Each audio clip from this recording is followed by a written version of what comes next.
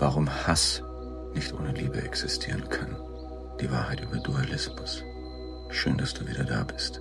Sei gespannt. Einstiegsfragen. Hast du dich jemals gefragt, warum die Welt voller Gegensätze ist? Warum es Liebe gibt, aber auch Hass? Warum Schönheit existiert, aber auch Hässlichkeit? Warum du dich besonders fühlen willst in einer Welt voller Menschen? Und was, wenn genau das kein Fehler ist?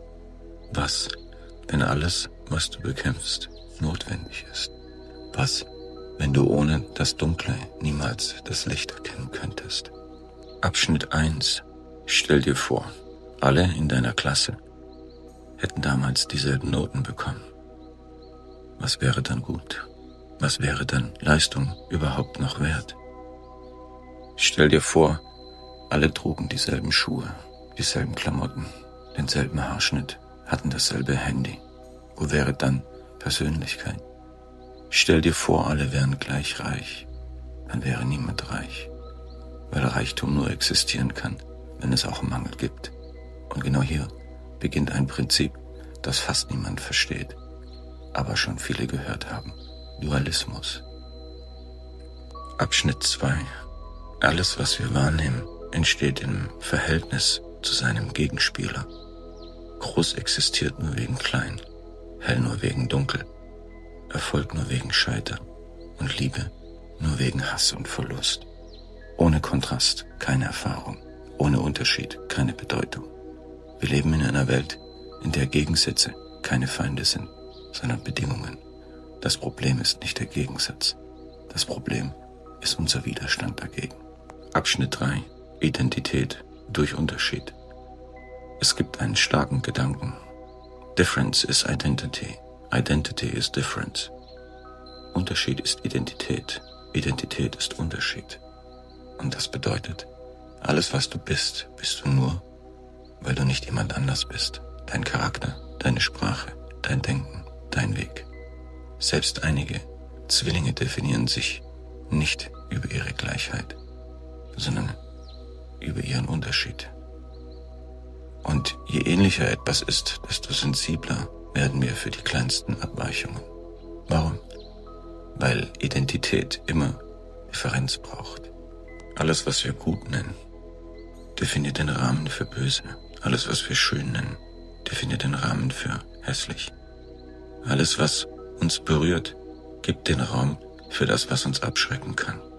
Groß setzt den Maßstab für klein, klein den Maßstab für groß. Und das Interessante, alles wird am Durchschnitt gemessen. Abschnitt 4. Konflikt neu verstehen. Also stellt sich eine sehr wichtige Frage. Warum versuchen wir ständig andere Menschen an uns anzupassen? Warum wollen wir, dass andere denken wie wir, leben wie wir, fühlen wie wir? Warum kämpfen wir gegen Andersartigkeit? Vielleicht, weil wir nie gelernt haben, dass der Unterschied keine Bedrohung ist, sondern eine Grundvoraussetzung. Vielfalt ist kein Problem, das gelöst werden muss. Vielfalt ist die Struktur des Lebens. Wenn alles gleich wäre, gäbe es kein Leben, nur Wiederholung. Vielleicht gilt das sogar, und du erlaubst mir diesen Gedanken, für die Spannungen unserer Zeit. Die Menschen, die wir aktuell ablehnen, zeigen uns oft Seiten von uns selbst, die wir verdrängt haben. Die Meinung, die uns triggert, zwingt uns klar zu denken. Den Widerstand, den wir empfinden, ist die Rückkopplung zu unserer eigenen Seele. Widerstände nerven uns, aber sie entwickeln auch unsere Tiefe. Das bedeutet nicht, alles gut zu heißen. Nein. Aber es bedeutet, nicht alles, was unangenehm ist auch falsch. Manches ist Wachstum in einer unbequemen Form. Und ohne etwas Unbequemes würde kein Wachstum von uns vollzogen werden. Also ist eine gewisse Notwendigkeit gegeben darin. Vielleicht können wir das in unsere Blick- und Sichtweise mit einbinden. Abschnitt 5. Perspektive durch Distanz.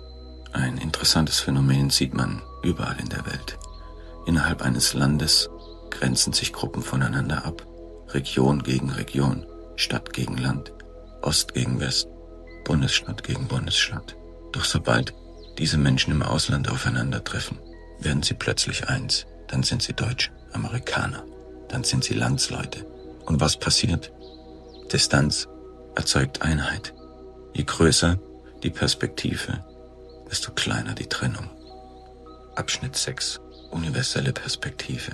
Vielleicht brauchen wir genau das, mehr Distanz, nicht emotionalen Rückzug, sondern einen höheren Ansatz der Wahrnehmung und Perspektive.